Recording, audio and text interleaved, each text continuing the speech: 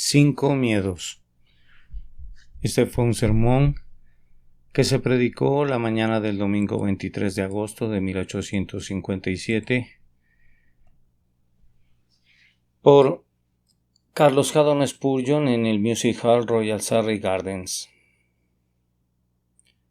Con todo, yo también sé que les irá bien a los que a Dios temen, los que temen ante su presencia.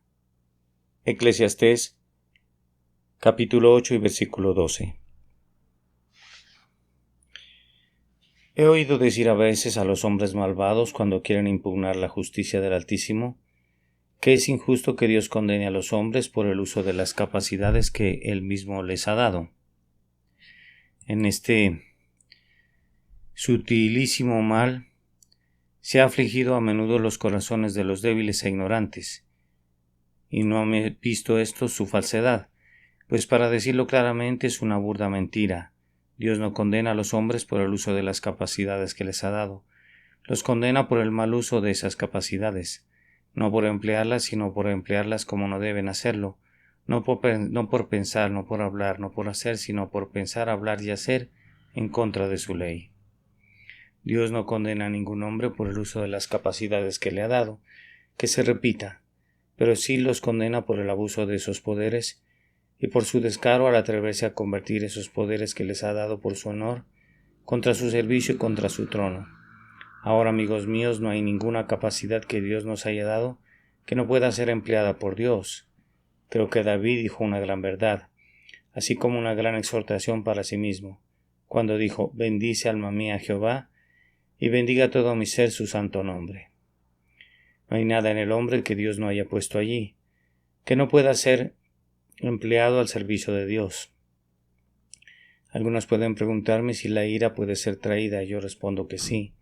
Un buen hombre puede servir a Dios estando enojado con el pecado, y estar enfadado contra el pecado es una cosa alta y santa.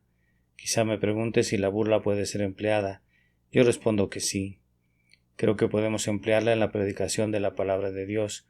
Lo sé, siempre tengo la intención de usarla, y si con una risa puedo hacer que los hombres vean la locura de un error mejor de otra manera, se reirán y reirán aquí también, porque la burla es para ser usada al servicio de Dios.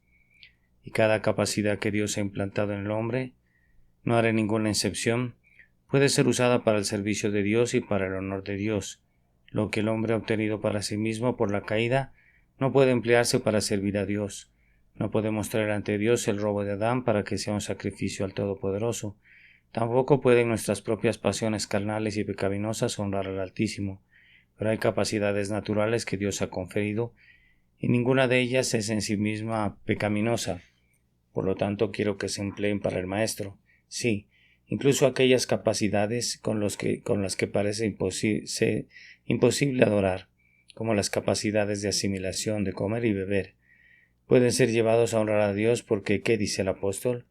Ya sea que coman o beban o hagan cualquier otra cosa, hágalo en todo para la gloria de Dios, dando gracias a Dios y Padre por Jesucristo. Ahora notarán que el miedo puede estar unido al servicio de Dios. El verdadero miedo, no el miedo sino la fe, salva el alma. La fuerza y la liberación del cristiano no es la duda sino la confianza. Aun así, el miedo, como una de esas capacidades que Dios nos ha dado, no es en sí misma pecaminosa. El miedo puede ser usado para los propósitos más pecaminosos, al mismo tiempo puede ser tan ennoblecido por la gracia y tan usado para el servicio de Dios, que puede llegar a ser la parte más grandiosa del hombre. De hecho, las Escrituras han honrado el miedo, porque toda la piedad se comprende en estas palabras: teme a Dios, el temor del Señor y los que le temen. Estas frases se emplean para expresar la verdadera piedad y los hombres que la poseen. El miedo, he dicho, puede arruinar el alma, por desgracia ha arruinado a multitudes. Oh miedo, tú eres la roca en la que muchos barcos han naufragado, muchas almas han sufrido destrucción espiritual a través de ti, pero no ha sido el temor de Dios sino el temor del hombre. Muchos han corrido contra las gruesas protuberancias del escudo del Todopoderoso y han desafiado a Dios para escapar de la ira del hombre débil. Muchos, por miedo a las pérdidas mundanas, han traído una gran culpa a sus conciencias. Algunos, por temor al ridículo y a la risa, no han tenido la audacia de seguir lo correcto y por lo tanto se han extraviado y se han arruinado. Sí, y donde el miedo no produce una destrucción total, es capaz de hacer mucho daño al espíritu. El miedo ha paralizado el brazo del más gigantesco cristiano, lo ha detenido en su carrera y le ha impedido en sus labores. La fe puede hacer cualquier cosa, pero el miedo pecaminoso, no puede hacer nada en absoluto, sino incluso impedir que la fe realice sus trabajos. El miedo ha hecho que el cristiano se entristezca, tanto de noche como de día. El miedo a que sus deseos no sean satisfechos y a que sus necesidades sean satisfechas ha llevado al cristiano a tener pensamientos indignos, y el miedo desconfiado y dudoso le ha hecho deshonrar a Dios y le ha impedido chupar la miel de las promesas. El miedo ha impedido a muchos hijos de Dios cumplir con su deber, hacer una profesión audaz. El miedo ha traído la esclavitud a su espíritu, miedo mal usado. Él es la mayor maldición del cristiano y la ruina del pecador. Eres una serpiente astuta que se arrastra entre las espinas del pecado, y cuando se te permite retorcerte alrededor de la hombría, la aplastas en tus pliegues y la envenenas con tu veneno. Nada puede ser peor que este miedo pecaminoso. Ha masacrado a un sinfín y ha enviado a miles al infierno, pero sin embargo puede parecer una paradoja. El miedo, cuando se emplea correctamente, es el estado más brillante del cristianismo y se usa para expresar toda piedad comprendida en una sola emoción, el temor de Dios. Es la constante descripción que da la escritura de la verdadera religión. Y ahora, amado, quiero que esta mañana tengas un poco de paciencia conmigo mientras trato de ir tras ciertas almas temerosas cuyo miedo es el del tipo correcto, incluso un miedo que da la salvación, pero que a través de él están sufriendo ahora algún grado de tormento y están deseando ser liberados de él. Un viejo puritano dice que Jesucristo le daría la mano a un hombre con parálisis. Debo intentar hacer lo mismo esta mañana. Algunos de ustedes tienen la parálisis del miedo. Quiero ir tras ustedes y decirles no teman. Quiero pedirles que se animen porque Dios los consolará. Hay 5 tipos diferentes de miedo en los que las personas están trabajando y que ahora me esforzaría por abordar. Hay primero el miedo causado por una conciencia despertada. Este es el grado más mínimo de temor divino. A partir de aquí toda la verdadera piedad toma su ascenso. Por naturaleza el pecador no teme la ira de Dios. Piensa que el pecado es una pequeña cosa, mira sus placeres y olvida su castigo. Atrae a Todopoderoso a la guerra y levanta su brazo enclenque contra el Eterno. Sin embargo, tan pronto como es despertado por el Espíritu de Dios, el miedo se apodera de su corazón. Las flechas del Todopoderoso consumen su espíritu. Los truenos de la ley ruedan por sus oídos. Siente que su vida es incierta y su cuerpo frágil. Teme a la muerte porque sabe que la muerte sería para él el preludio de la destrucción. Teme la vida porque la vida misma es insoportable cuando la ira de Dios se derrama en su alma. Muchos de los que están ahora ante mí han pasado por esa terrible prueba de sufrimiento bajo el sentido de la ira de Dios.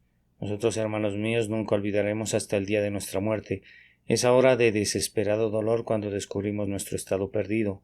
Por la predicación de la palabra, por la lectura de las Escrituras, por la oración o por alguna providencia, fuimos llevados a mirar hacia adentro. Descubrimos la maldad de nuestros corazones y escuchamos cómo Dios castigaría terriblemente al transgresor. ¿No recuerdas cómo empezamos desde nuestras camas por la mañana, habiendo dormido intranquilamente e inclinado las rodillas en oración, y orado hasta que el sudor caliente corrió por nuestra frente, pero no nos levantamos sin la esperanza de que nos hubieran escuchado?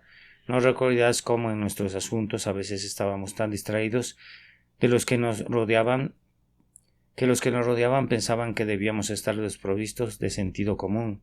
¿No recuerdas que las mejores comidas parecían tener la amargura del ajenjo y que las más dulces se mezclaban con la hiel? ¿Cómo todo el día nos afligimos y nos fuimos a la cama por la noche con otra oración, todavía tan llenos de agonía y todavía tan desesperados?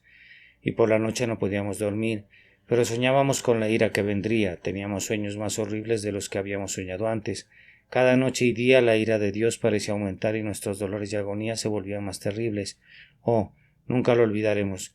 Los que hemos pasado por lo mismo nunca dejaremos que ese tiempo se olvide, porque el tiempo de su comienzo fue el tiempo de nuestra conversión, y el tiempo de su fin fue el tiempo de nuestra salvación. ¿Hay alguien aquí que esté en este mismo estado esta mañana? Vengo detrás de vosotros y al venir detrás de vosotros proclamo las palabras de mi texto. Con todo yo también sé que les irá bien a los que a Dios temen, los que temen ante su presencia. Pecador, te irá bien si ahora te hacen temer la ira de Dios a causa de tu pecado. Si Dios el Espíritu ha derramado las copas de la ira del Todopoderoso en tu alma, de modo que estés abatido y angustiado, no pienses que serás destruido, te irá bien. Déjenme consolarlos ahora mientras sufren esas cosas. Recuerden que lo que sufres es lo que todo el pueblo de Dios ha tenido que sufrir en cierta medida. Muchos pobres corazones se me acercan cuando estoy sentado ocupándome de los ansiosos y en otras ocasiones me dicen que están en tan profunda aflicción. Piensan que seguramente nunca nadie se sintió como ellos, y cuando empiezo a contarles la experiencia de todos los santos y les digo que es un camino bien transitado, que casi todos los viajeros al cielo han tenido que recorrer, se quedan atónitos y piensan que no puede ser así. Te digo, pecador, que tus más profundas penas han sido sentidas por alguien incluso más intensamente de lo que tú las sientes ahora. Dices, me hundo en un profundo fango donde no puedo estar de pie. Ha habido algunos que se han hundido más profundamente que tú. Estás hasta los tobillos. He conocido algunos que han estado hasta los lomos y ha habido algunos que se han cubierto hasta la cabeza para poder decir todas tus ondas y tus olas han pasado sobre mí. Tus angustias son muy dolorosas, pero no son singulares. Otros han tenido que soportar lo mismo. Consuélate, no es una isla desértica, otros han estado allí también, y si han pasado por esto y han ganado la corona, tú pasarás por ella, por la gracia de Dios, y heredarás aún la gloria del creyente en el seno de Cristo. Pero te diré algo más para consolarte. Te haré esta pregunta. ¿Deseas regresar y convertirte en lo que una vez fuiste? Tus pecados son ahora tan dolorosos que apenas puedes comer o beber o dormir. Hubo un tiempo en el que tus pecados nunca te persiguieron, cuando podías beber y jugar con Satanás, y con el pecado tan alegremente como cualquiera. Vamos, ¿te gustaría ser como eras entonces? No, te oigo decir, no, mi maestro, mi Dios, aflígeme más, si te place, pero no me dejes endurecerme más. Pregúntale a la pobre conciencia en las primeras agonías y tormentos de su dolor si le gustaría ser un pecador endurecido. No, dice, y cuando oye al blasfemo jurar contra Dios, se le llenan los ojos de lágrimas. Dice, Señor, te agradezco mis miserias. Si me liberan de la dureza de mi corazón, puedo ensalzarte por mis agonías. Si me salvan de tan terrible presunción, de tal rebelión contra ti, bueno, entonces tened buen ánimo. Tu estado, como ves, no es el peor de todos. Hay un estado peor aún. Oh, si has llegado tan lejos, espera en el nombre de Cristo que llegarás más lejos todavía, pero el gran consuelo es este. Jesucristo murió por ti. Si Dios el Espíritu Santo te ha mostrado que estás muerto en pecado y si te ha revelado la grave naturaleza de tu iniquidad y si te ha hecho pedazos con el arrepentimiento por tu culpa, escúchame. No hablo ahora al azar, hablo con la autoridad de Dios. Jesucristo murió por ti. Sí, para ti el más vil de los viles, no soy alguien que cree en la redención general. Creo que Jesucristo murió solo por los que salvarían. Murió solo por sus elegidos. No creo que haya muerto en vano por ningún hombre vivo. Siempre he creído que Cristo fue castigado en lugar de los hombres. Ahora bien, si fue castigado en lugar de todos los hombres, no veo justicia en que Dios vuelva a castigar a los hombres después de haber castigado a Cristo por ellos. Sostengo, creo y pienso en la autoridad de las Escrituras, que Jesucristo murió por todos los que creen o creerán, y fue castigado en lugar de todos aquellos que sienten su necesidad de un Salvador y se aferran a Él. Los demás lo rechazan, lo desprecian, pecan contra Dios y son castigados por sus pecados. Pero los redimidos, habiendo sido comprados con sangre, no se perderán. La sangre de Cristo es demasiado preciosa para haber sido derramada por los hombres condenados. Es demasiado horrible pensar que el Salvador está en el lugar de un pecador y que éste tenga que cargar con sus propias iniquidades. Nunca puedo permitirme un pensamiento que parece tan injusto para Dios y tan inseguro para los hombres. Todo lo que el Salvador compró lo tendrá. Todo lo que su Padre Celestial le ha dado, Él dice, vendrá a Él. Ahora, aquí hay algo sólido para ti, pobre alma. Te pregunto de nuevo, ¿te sientes perdida y arruinada? Entonces el Salvador te compró y te tendrá. Luego fue castigado por ti y nunca más será castigada. Luego colgó de la cruz por ti para que no perezcas. Para ti no existe el infierno. En lo que a ti respecta, el lago eterno se ha apagado, las mazmorras del infierno están rotas, sus barrotes cortados en dos, sois libres, ninguna condenación puede atraparos, ningún demonio puede arrastraros al abismo, eres redimido y estás salvado. ¿Qué dices? ¿Me he redimido? Pues Señor, estoy lleno de pecado, es la misma razón por la que estás redimido, pero me siento el más culpable de toda la raza humana, sí, y esa es la prueba de que Cristo murió por ti. Él mismo dice, no he venido a llamar a los justos sino a los pecadores al arrepentimiento. Si tienes abundancia de buenas obras y piensas que puedes ir al cielo por ellas, perecerás. Pero si conoces tu culpa y la confiesas, no es mi afirmación sino la de las Escrituras. Palabra fiel y digna de ser aceptada. Jesucristo vino al mundo a salvar a los pecadores, de los cuales, dice el apóstol, yo soy el primero. Aférrate a eso, pobre alma, y luego te repito el texto. Con todo yo también sé que les irá bien a los que a Dios temen, los que temen ante su presencia. Estará bien para ti, y aunque estés negro de pecado, un día cantarás entre los lavados con sangre en la gloria eterna. Esa es la primera etapa del temor de Dios. Ahora procederemos a otra. Hay muchos que han creído y se han convertido de verdad, pero tienen un miedo que puedo llamar el miedo de la ansiedad. Tienen miedo de no ser convertidos. Se han convertido, no hay duda de ello. A veces saben que lo son, pero en su mayor parte tienen miedo. Hay algunas personas en el mundo que tienen una preponderancia de miedo en su carácter. Parece como si su mente, por peculiar constitución, tuviera una mayor aptitud para el estado de miedo que para cualquier otro estado. Incluso en asuntos temporales siempre están temiendo, y cuando estas pobres almas se convierten, siempre temen no serlo. Primero te dirán que tienen miedo de nunca haberse arrepentido lo suficiente. El trabajo de sus corazones, dicen, no fue profundo, era solo un arado superficial y nunca entró en sus almas. Entonces están seguros de que nunca vinieron a Cristo correctamente. ¿Creen que vinieron por el camino equivocado? ¿Cómo puede ser eso? Nadie lo sabe, porque no pudieron venir en absoluto excepto que el Padre los atrajo. Y el Padre no los atrajo por el camino equivocado. Aun así, sostienen que no vinieron correctamente. Entonces, si esa idea se les ocurre, dicen que no creen en lo correcto, pero cuando eso se elimina, dicen que si se convirtieran no sería objeto de tanto pecado. Dicen que pueden confiar en Cristo, pero temen no confiar en Él correctamente. Y ellos siempre hagan lo que hagan, regresan a la vieja condición, siempre tienen miedo. ¿Y ahora qué les digo a estas buenas almas? Pues les diré esto: sé que les irá bien a los que a Dios temen, los que temen ante su presencia. No solo los que creen, sino también los que temen tienen una promesa. Me gustaría que tuvieran más fe. Desearía que se aferraran al Salvador y tuvieran más seguridad, e incluso alcanzaran una confianza perfecta. Pero si no pueden, ¿pronunciaré una palabra que les haga daño? Dios no lo quiera. Con todo, yo también sé que les irá bien a los que a Dios temen, los que temen ante su presencia. Hay algunas de estas pobres criaturas que son las personas más santas y de mentalidad más celestial de todo el mundo. He visto hombres que con pobres y abatidos espíritus han exhibido las más bellas gracias. No ha habido la belleza saludable y ruborizada de la rosa, pero el lirio tiene sus bellezas aunque parezca enfermizo, y éstas, aunque son débiles y frágiles, tienen eminentemente las gracias de la humildad y la mansedumbre de la paciencia y la resistencia, y practican más la meditación, más el examen de conciencia, más el arrepentimiento, más la oración que cualquier otra raza de cristianos vivos. Dios no quiera que yo moleste sus espíritus. Hay algunos de los mejores hijos de Dios que siempre crecen bajo la sombra del miedo y apenas pueden llegar a decir tanto como sé en quien he creído. La oscuridad es lo que más les conviene, sus ojos son débiles y la luz del sol parece cegarles. Les encantan las sombras, y aunque pensaban que podían cantar, conozco a mi Salvador, le amo y él me ama. Vuelven atrás y empiezan a gemir en sí mismos. Amo al Señor, en efecto, si es así, ¿por qué soy así? Estoy a punto de pronunciar una gran paradoja. Creo que algunos de estos pobres temerosos tienen la mayor fe del mundo. A veces he pensado que esa gran lágrima, esa gran ansiedad debe tener una gran fe para mantener el alma viva. Veo a ese hombre ahogándose allí y veo que hay otro en el agua también. A lo lejos cree que puede nadar, le lanzan una tabla, cree que no está en peligro de hundirse. Se agarra a la tabla con mucha calma y no parece que lo haga con firmeza, pero esta pobre criatura sabe que no puede nadar, siente que debe hundirse pronto. Ahora pongan los medios de escape cerca de él. Cuán desesperadamente lo agarra, como parece que va a atravesar la tabla con los dedos. Se aferra a ella de por vida o muerte. Eso es todo, pues debe perecer si no se salva por esa tabla. En este caso, el que más teme es el que más cree, y creo que así es a veces con los pobres espíritus abatidos. Tienen el mayor miedo al infierno y el mayor miedo de sí mismos y el mayor temor de no tener razón.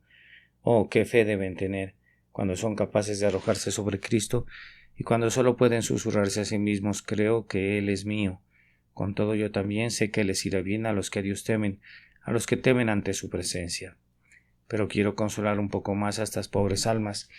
No creo que un ministro haga bien en matar a los corderos, porque ¿dónde estarían las ovejas el año que viene si lo hiciera? Pero al mismo tiempo es su tarea hacer que los corderos se conviertan en ovejas si puede, y vosotros los que tenéis miedo no diría una palabra para heriros, pero diría una palabra para consolaros si pudiera. Les recuerdo que no están en condiciones de juzgarse a sí mismos. Acabas de examinarte a ti mismo y llegaste a la conclusión de que realmente no eres un hijo de Dios. Ahora bien, no te ofendas conmigo, pero no daría ni un céntimo por la opinión que tienes de ti mismo. Te digo que no tienes ningún juicio. No hace mucho tiempo eras un pecador y bajo y presuntuoso y luego te considerabas bien, entonces no te creí. Bueno, entonces comenzaste a reformarte, practicaste muchas buenas obras y pensaste que seguramente estabas arreglando tu camino al cielo. Entonces supe que estabas equivocado. Ahora te estás convirtiendo en un verdadero creyente en Cristo, pero tienes mucho miedo y dices que no estás salvo. Sé que lo estás. No estás en condiciones de juzgar. No me gustaría verte elevado al estrado. Apenas sabrías cómo tratar con otros hombres porque no sabes cómo tratar contigo mismo. ¿Y quién es el que puede ocuparse de sí mismo? A veces nos creemos orgullosos y nunca somos más humildes que cuando nos sentimos orgullosos.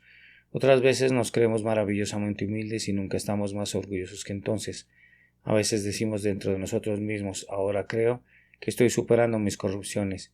Ese es el momento en que están a punto de atacarnos más severamente. En otro momento estamos gritando, seguramente me cortarán, que es justo el periodo en que el pecado está siendo derrotado, porque lo odiamos más y gritamos más contra él. No estamos cualificados para juzgarnos a nosotros mismos. Nuestra pobre balanza está tan desordenada que nunca dirá la verdad. Ahora entonces renuncia a tu propio juicio, excepto hasta ahora. Puedes decir que eres un pobre pecador y nada en absoluto y que Jesucristo es tu todo en todo. Entonces consuélate. No tienes derecho a estar ansioso, no tienes razón para estarlo. No podrías decir eso si no te hubieras convertido. Debes haber sido revivido por la gracia o de lo contrario, no estarás ansioso en absoluto. Y debes tener fe o de lo contrario no serías capaz ni siquiera de aferrarte a Cristo para conocer tu propia nada y la suficiencia total. Pobre alma, consuélate. Pero te digo una cosa, ¿sabes que los más grandes del pueblo de Dios están a menudo en la misma condición que tú ahora? No, no, dice el alma temerosa. No creo eso, creo que cuando las personas se convierten nunca tienen ningún miedo. Y miran al ministro y dicen, oh, pero si pudiera ser como ese ministro. Sé que nunca tienen dudas ni miedos, oh, si pudiera ser como el viejo diácono fulano de tal. Un hombre tan santo como ora, oh, si pudiera sentirme como el señor fulano de tal, que llama para visitarme y me habla tan dulcemente, nunca dudan. Ah, eso es porque no lo sabes. Aquellos que crees que son los más fuertes y están en público tienen sus momentos de mayor debilidad cuando apenas pueden reconocer sus propios nombres en las cosas espirituales. Si uno puede hablar por los demás, aquellos de nosotros que disfrutamos de la mayor parte de la seguridad, tenemos momentos en los que daríamos todo el mundo por sabernos poseedores de la gracia, cuando estaríamos dispuestos a sacrificar nuestras vidas, si pudiéramos tener la sombra de una esperanza de que estábamos en el amor de Jesucristo nuestro Señor. Ahora pequeña, si los gigantes van allí, qué maravilla si los enanos lo hacen, y si los favoritos y escogidos de Dios y sus valientes hombres, los guardaespaldas de Cristo, esos hombres cuyas espadas están en sus muslos y que defienden la verdad y son sus campeones, si a veces son débiles, qué maravilla entonces, si has de ser débil. Y si los herederos de la salvación y los soldados de la cruz a veces sienten que sus rodillas se debilitan y sus manos cuelgan y sus corazones se desmayan, qué maravilla entonces si ustedes que son menos que el menor de todos los santos a veces también están en problemas. Oh, tened buen ánimo. El miedo nunca matará a nadie. Las dudas por los miedos, dijo un viejo predicador, son como el dolor de muelas, nada más doloroso pero nunca fatal. El miedo a menudo nos aflige, pero nunca nos matará. Puede que nos angustie mucho, pero nunca quemará el alma. Los miedos incluso hacen el bien a veces. Sin embargo, no me permito elogiarlos demasiado. El otro día oí a un predicador decir que el miedo era una buena ama de casa. Dije, eso he oído, pero no lo creo.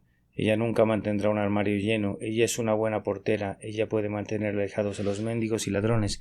Es una buena ama de casa para vigilarnos y protegernos en la noche y advertirnos de los peligros, no sea que caigamos en ellos. El miedo a la ansiedad entonces es un buen miedo. Toma esta promesa, sé que les irá bien a los que a Dios temen, los que temen ante su presencia. Y ahora, hermanos míos, en el siguiente lugar, hay un miedo que funciona como precaución. Cuando avanzamos un poco más en la vida cristiana, nuestro estado actual no es tanto una cuestión de ansiedad como nuestro estado futuro. Creemos que nunca caeremos totalmente de la gracia. Sostenemos como doctrina cardinal de nuestra religión que de ninguna manera Dios dejará a su pueblo o permitirá que perezca, pero a menudo pensamos dentro de nosotros mismos, temo que traiga deshonra a la causa de Cristo, temo que en algún momento de tentación me vaya a descarriar, temo que pierda esa paz sagrada y esa deliciosa alegría que he tenido el privilegio de disfrutar, y que aún así vuelva al mundo. Dios me conceda que no demuestre ser un hipócrita después de todo.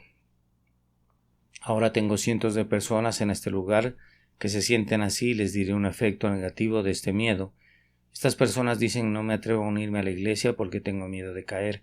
Un amigo les menciona que tienen el deber, si han creído, de hacer una profesión de su fe en el bautismo. Dicen bueno, creo que es mi deber participar de las dos instituciones de nuestro Salvador. Debo ser enterrado con él en el bautismo hasta la muerte. Sé que también debería tener comunión con él en la cena del Señor, pero no me atrevo a unirme a la iglesia porque si traigo la deshonra a la causa, si deshonra a la iglesia, qué triste sería. Ese miedo es bueno en sí mismo, pero cree que no traería la desgracia a la causa de Cristo tal como está. Siempre estás en el lugar de culto, nunca estás fuera. Siempre se te ha considerado como uno de la iglesia, aunque no hayas hecho una profesión. Si pecaras, ¿no deshonrarías a la iglesia incluso ahora? Sabes que tus parientes y amigos te estiman como cristiano. Apenas deshonrarías más a la iglesia si te unieras a ella, porque realmente estás unido a ella. Si eres consecuente, no debes ir nunca más a la capilla. Solo mantente alejado. Solo aléjate, cede tu asiento, vuélvete abiertamente religioso, y entonces no puedes deshonrar a la iglesia. Haz una cosa o la otra, pero nunca pienses que salvarás a la iglesia de Cristo, deshonrando a Dios como lo estás haciendo ahora. Y entonces te haré esta pregunta: ¿dónde crees que un hombre está seguro, en los caminos de la obediencia o en los caminos de la desobediencia? Ahora sabes que eres desobediente. ¿Estás muy seguro de ello? ¿Crees que estás más seguro donde te lleva tu voluntad o donde el Espíritu de Dios te señala el camino? Y recuerda esto: si no puedes confiar en Dios, en que Dios te mantenga de pie, debes tener una fe muy pobre. Si no puedes arriesgarte a eso y unirte a la iglesia y esperar que Cristo te guarde, entonces me temo que tendrás una terrible caída. Si no te unes a la iglesia, traerás mucha más desgracia por estar fuera de ella, que si te hubieras unido a ella y te hubieras mantenido. Ah, amigos, creo que la unión con la iglesia cristiana es a menudo un medio bajo Dios para preservar a los hombres del pecado, porque entonces piensan que hay un vínculo sobre ellos y un derecho sagrado, y muchos de ellos son más cuidadosos con lo que hacen y confío en que habrá el mismo control sobre ustedes. Pero ahora me atrevo a decir que la pobre criatura que ha estado diciendo esto piensa que estoy a punto de condenarla, y el pobre hombre que ha estado hablando así piensa que yo le cortaría el paso y diría que no es un hijo de Dios. Dios no lo quiera. Mi texto le pertenece. Tiene miedo de caer en el pecado. Con todo, yo también sé que les irá bien a los que a Dios temen, los que temen ante su presencia. Si me dijeras que no tenías miedo de caer, no tendrías en la iglesia por nada del mundo. No serías cristiano. Todos los cristianos, cuando están en un estado correcto, tienen miedo de caer en el pecado. El santo temor es la condición apropiada de un hijo de Dios. Incluso los más confiados no caerán en la presunción. El que conoce su amor por el Salvador y el amor de su Salvador por él, tiene miedo de deshonrarlo. Si hay un hombre que tiene una seguridad tal que hace que el miedo esté fuera de discusión, de tal forma que nunca tenga miedo de pecar, le diré que tiene una seguridad satánica, una seguridad que vino de Satanás y no de Dios. Cuanto más seguros estemos de nuestra propia conversión, más cuidadosos debemos ser para no ofender a Dios y más temerosos de que por la palabra o la mirada o por las acciones podamos contristar al Espíritu Santo de Dios. Amo su temor y los amo a ustedes también. Por ello sois mis hermanos y hermanas en Jesús y podéis decir de verdad que teméis a pecar. Buscad entonces, amigos míos, crecer en este miedo con precaución, obtened más y más de él, y mientras no desconfíes del Salvador, aprende a desconfiar cada día más de ti mismo. No tendré muchos minutos más. Solo tengo que notar en el siguiente lugar el miedo que puedo llamar el temor de los cielos. El amor fuerte generalmente promueve los celos. El amor es tan fuerte como la muerte. Luego viene el siguiente: los celos son tan crueles como la tumba. No podemos amar con fuerza sin sentir celos. No me refiero a los celos contra el objeto de nuestro amor, porque el amor perfecto echa fuera el temor, sino los celos contra nosotros mismos. Oh, qué celos, dice el apóstol dirigiéndose a los corintios, qué venganza. Obró la gracia en vosotros cuando os convertisteis por primera vez. El verdadero creyente, cuando tiene a su Salvador en plena posesión y en dichosa comunión, está tan celoso de que ningún rival se entrometa en su corazón. Teme que su amigo más querido obtenga más de su corazón de lo que tiene el Salvador. Tiene miedo de su riqueza, tiembla por su salud, por su fama, por todo lo que le es querido, para que no le absorba el corazón. Oh, cuántas veces ora: Señor, no me dejes tener un espíritu dividido. Echa abajo cada ídolo, la voluntad propia, la justicia propia, y os digo que cuanto más ame, más temerá que provoque a su Salvador, trayendo un rival a su corazón y estableciendo un anticristo en su espíritu. De modo que el miedo sea proporcional al amor, y el amor brillante es agradable y debe caminar al lado de los celos más profundos y el miedo más profundo. Buscad, hermanos míos, conocer el significado de la comunión, y debéis conocer entonces el significado del miedo, porque el miedo y la comunión deben en gran medida ir juntos. Y ahora concluiré mencionando ese miedo que se convierte o que se siente cuando hemos tenido manifestaciones divinas. ¿Alguna vez en el silencio de la noche miraste hacia arriba y viste las estrellas alimentándote como ovejas de los pastos azules del cielo? ¿Has pensado alguna vez en esos grandes mundos, muy lejanos, separados de nosotros por casi ilimitadas leguas de espacio? ¿Alguna vez mientras meditabas sobre los cielos estrellados te perdiste en pensamientos sobre Dios? ¿Y has sentido alguna vez en un momento así que podrías decir con Jacob: qué terrible es este lugar? No es otra cosa que la casa de Dios y la misma puerta del cielo. ¿Has visto alguna vez las escarpadas colinas que elevan sus cumbres hacia los cielos? ¿Habéis visto alguna vez las tempestades que se ciernen sobre ellas?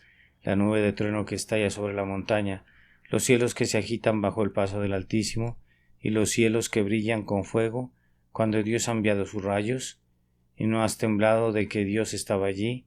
Y en otras temporadas más felices, ¿no has estado en tu cámara tan envuelto en la devoción, no has conocido tan manifiestamente la presencia de Dios, que te has llenado de temblor?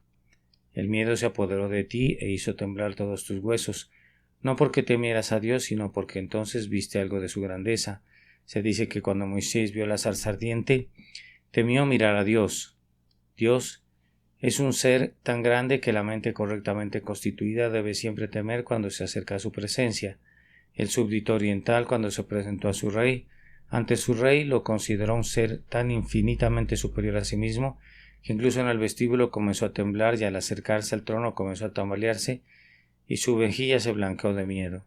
Como Esther se desmayaba cuando se presentaba ante el rey, tan gloriosa era su majestad, y si es así con los monarcas terrenales, cuán temeroso debe ser entrar en la presencia del Rey de Reyes y sentirse cerca de él. Creo que incluso en el cielo tendremos este tipo de miedo. Ciertamente los ángeles lo tienen, no se atreven a mirar a Dios, se cubren el rostro con sus alas y mientras gritan en voz alta: Santo, Santo, Santo, Señor Dios de los ejércitos, sin embargo no se atreven a verlo. La sola visión de él podría destruirlos y tiemblan ante su presencia.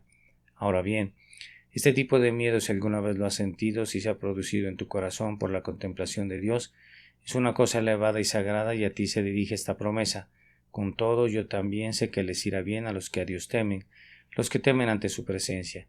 Y ahora puedo regresar esta mañana, no puedo hacerlo personalmente, pero sí con mi voz, a la pobre alma temblorosa que está abrumada por el pecado. Pobre hombre, ¿dónde estás? Te ha atrapado el diablo y te ha cubierto con tus pecados para que no puedas ver el rostro del sol y contemplar la luz de la misericordia. Escúchame, puede que nunca esperes hasta que hayas dejado de esperar en ti mismo. Nunca vendrás a creer hasta que no hayas dejado de creer en ti mismo. Hasta que no lo hayas perdido todo, no tienes derecho a tomar nada. Pero ahora, si has abandonado todas tus buenas obras y tu justicia, si sientes que no hay razón para que te salves, esa es la verdadera razón para que te salves. Mi maestro me ordena que les diga a los desnudos que vengan a su guardarropa celestial y que tomen sus vestidos reales como vestimenta. Me ordena que diga a los hambrientos que se apresuren a sus graneros celestiales y que se alimenten del viejo maíz del reino a tope. Me pide que diga a los sedientos que el río de la vida es ancho y profundo y fluye libremente hacia todos los que tienen sed de él. Ahora, pecador, si estás enfermo de pecado y afligido de corazón donde estás, sígueme en espíritu. Con estas palabras: oh Señor, conozco mi culpa y confieso mi miseria. Si me condenas a toda la eternidad, serás justo. Pero Señor, ten piedad de mí según tu promesa que has hecho en Cristo Jesús a los que confiesan sus faltas. Si eso salió de tu corazón, sal por esta puerta y canta todo el camino a casa, porque eres un pecador perdonado. Nunca verás la muerte, la segunda muerte, la muerte del alma. Vete a casa, a tu habitación, deja que tu corazón estalle en lágrimas de agradecimiento, ve y póstrate allí y bendice a Dios porque te ha permitido ver que solo Jesús puede hacer el bien a un pecador indefenso, y luego ve por tu camino, come tu pan con alegría y bebe tu vino con un corazón alegre, que a tu cabeza no le falte aceite y a tu cara no le falte ungüento, porque Dios te ha aceptado y tienes derecho a ser feliz. Vive alegremente todos los días de tu vida de ahora en adelante y para siempre. Amén.